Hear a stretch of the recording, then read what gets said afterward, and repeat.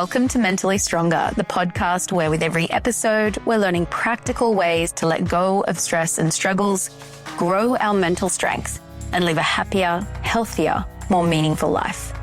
I'm your host, Melly O'Brien, co-founder of mindfulness.com and creator of mindfulness-based mental strength training. I'm so glad to have you with me. Let's dive in to today's episode. I am just landing back home from a 5-day silent meditation retreat. So right now I'm feeling really calm and content and, connected and, a little weary as well. But it was interesting because coming from the meditation retreat and then coming back out into the world was what motivated me to talk about what I'm going to be talking about this week. And that's how you can let your triggers become your teachers. So I'm reminded, I'm going to back up here a little bit. I'm reminded of a story. I think I heard Ram Dass years ago tell this story about a Swami that he knew. And this Swami was a very accomplished meditator, very, very respected and revered teacher. And he could go into these long retreats, deep states of peace, and really articulate the peace of those states really well in his teachings. And then the story goes, he comes out of the ashram after a few years of being in practice. He comes out of the ashram and goes in to renew his visa. So he's in another country. I don't know what country it was, probably somewhere in Asia. He goes to the visa office. He ends up in this huge line. It's moving slowly. He's there for half an hour. Then he's there for an hour, and then an hour and a half passes. He's still trying to just get to the front of the line to process his visa. So after a long, long wait, he finally gets to the front of the line. He hands over his papers to the guy who's processing the paperwork. And the guy who's processing the paperwork just quickly looks at what he's handed over and says, no, this is all wrong. You've got to go get these other forms and come back another day. And at this point, this very accomplished Swami proceeds to absolutely lose it. He goes into yelling and screaming, and he's totally taken over by anger. At this point, apparently, he goes back to the ashram and goes, okay, so I think being here is really handy, but it's out in the world where we really, really put these skills to work, where our mental strength, if you will, really gets to work out. So I'm remembering this story as I came out of my own meditation retreat and started driving home, and I just noticed that, there's nothing like traffic to show you if you still have triggers. So, people are driving in ways that were, that I found a little bit scary, and feeling this anger and this frustration after being in real states of, peace and calm and really deep presence for a couple of days. It really showed me how those moments when we get triggered can show us so much about the places in us that are still tricky, for lack of a better word. They're still tricky. They're still sticky. Sometimes there's some historical stuff there. Sometimes it's just an emotional reaction that can really take us over. So this topic is a really juicy one. How do we allow our triggers to become our teachers? So I'm going to be talking about how we can work with our difficult and charged emotions in those moments when we're triggered in skillful ways, and also how we can use those moments to gain insight into what's happening within us in that moment, and so we can grow in self-awareness and wisdom and mental strength and really make rapid gains in our mental strength by using this technique that I'm going to teach you today. I'm going to teach you a 3-step technique so that you can use those moments when you're triggered to become mentally stronger. Okay, let's dive in. So first of all, what do I mean when I say the word triggered? I just want to clarify that first of all. So the word triggered can be used in lots of different ways. So I just want to clarify here that when I'm using the word triggered here today in this episode, what I'm referring to is when we have a strong emotional response to something, usually an unpleasant emotional response of some kind to a stimulus that's happening in the environment, more often than not, another human being. So one of the things that can happen when we get triggered is that we immediately have this huge upsurge in emotion and an urge to do something in the external environment. So, for instance, we might have an urge to yell at someone, to say something, to put someone in their place, so to speak, give them the evil look, write a hasty email or make a hasty phone call. We might have the urge to really beep our horn really loudly if we're in traffic, or maybe even act coldly towards someone and withdraw. So because of the way that the human mind has evolved, anytime we feel threatened or afraid in any way, we do have that strong tendency to immediately lurch into some kind of attack or defense type behaviors pretty quickly. Now, this isn't just a signal of having a very normal human mind, right? For our caveman ancestors, this capacity of the mind to immediately lurch into some kind of action in the external environment was actually a really wonderful and adaptive response to protect ourselves quickly in any moment of immediate danger or threat. The challenge for us these days, though, is if we just play out all of these conditioned responses in the mind, that means that every time we feel an intense emotion, we're just going to react unconsciously. And that's usually going to be pretty unhelpful. So what can we do instead? One helpful approach to moments when you're triggered is to practice leaning in instead of acting out. Okay, leaning in instead of acting out. And you can do that in 3 steps. The first step is in any moment when you are triggered, the first thing you can do is if you take a pause and if possible, just take it one deep breath. This is going to down regulate your nervous system a little bit. And then what you want to do is to recognize and name the emotion that you're feeling in that moment. So you might mentally say to yourself, okay, right now I'm feeling angry. Or you might just like to say, okay, sadness is here, or fear is here, anxiety is here. So you're just going to name mentally the emotion. Now, why is this first step so important?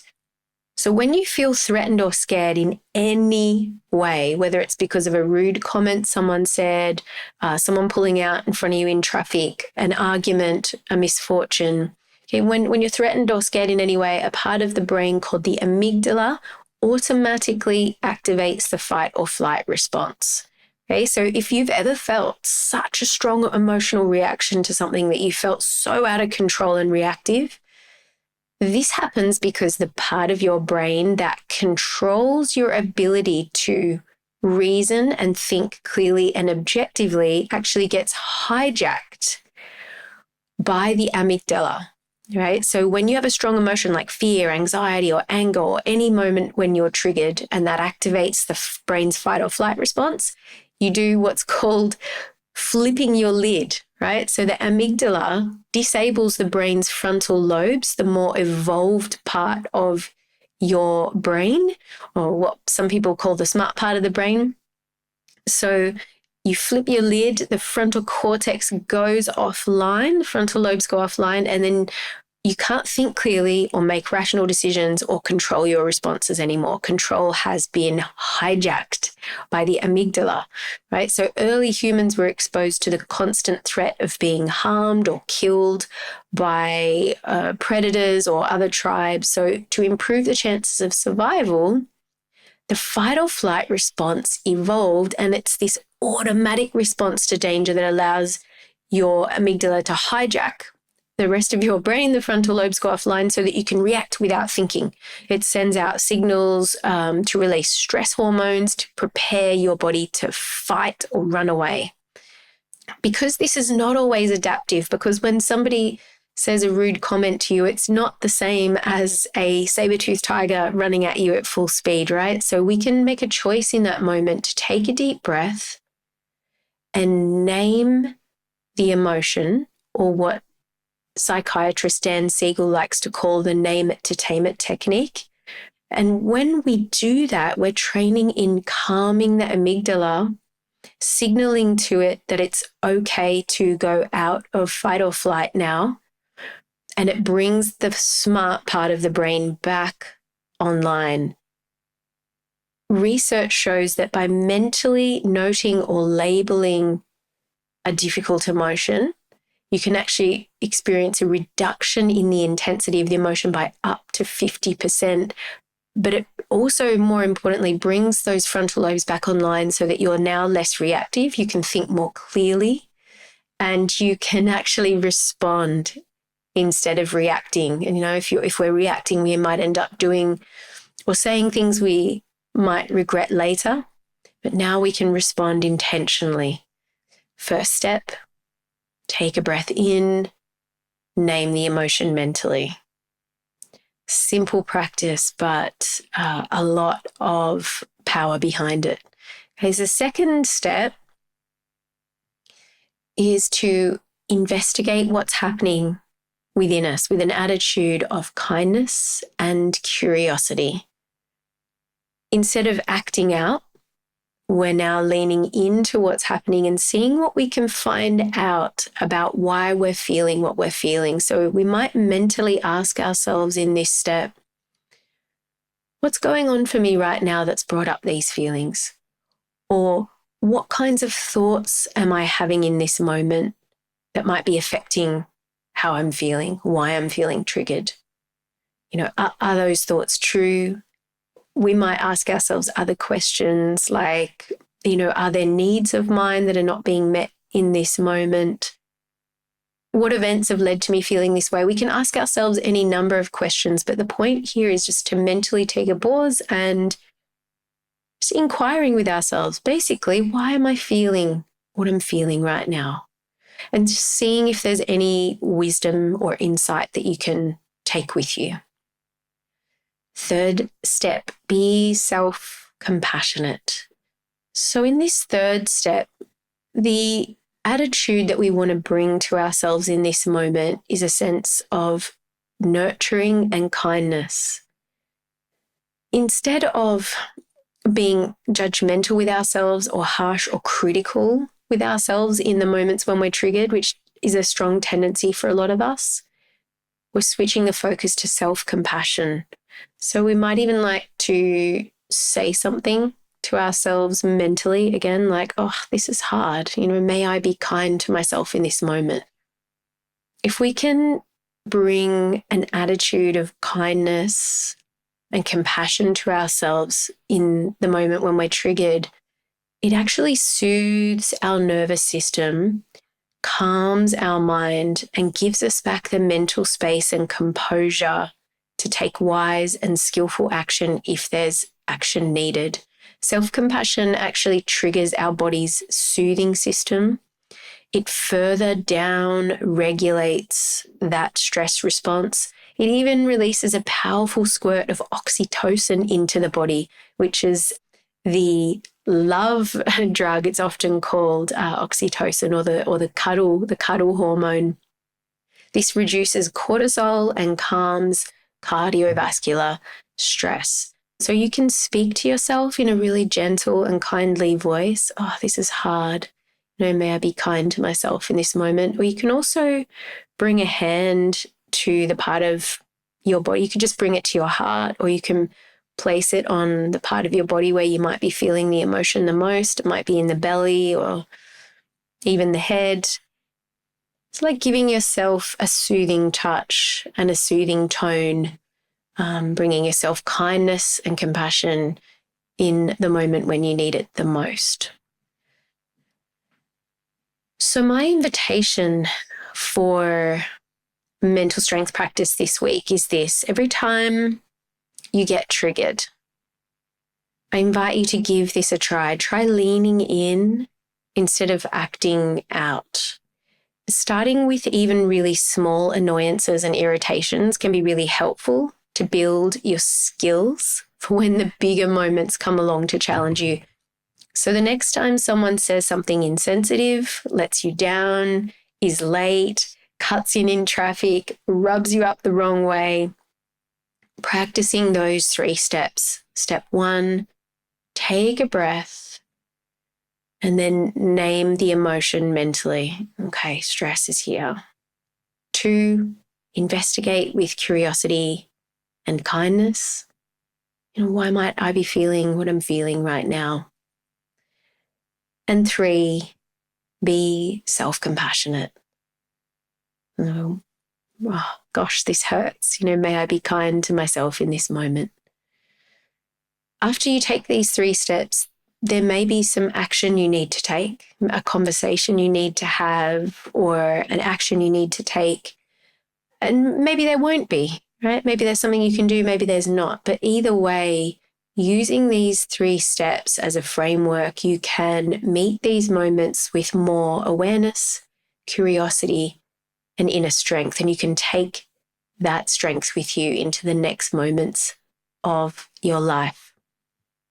And as always, as you're putting this mental strength skill to work in your life this week, really paying attention to the effect that it has on your own body and mind and in your life. And if it's helpful, keep it in your toolkit and keep using it to get mentally stronger day by day, week by week, and year by year. I hope it's beneficial for you, wishing you the best with the practice, and I look forward to being back here with you again for the next episode of Mentally Stronger.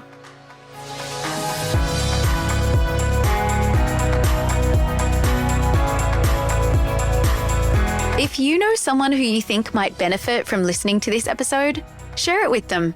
Sharing it could really help them to feel better and improve the quality of their life. And if you found this episode helpful, remember to subscribe to the podcast so that you can receive more tips on growing your mental strength. And if you'd like some more support in becoming mentally strong, come over to the website and check out the different coaching and training options I have on offer there for you. You can find the links for all of that in the show notes. And thanks again for tuning in. Take care and stay strong.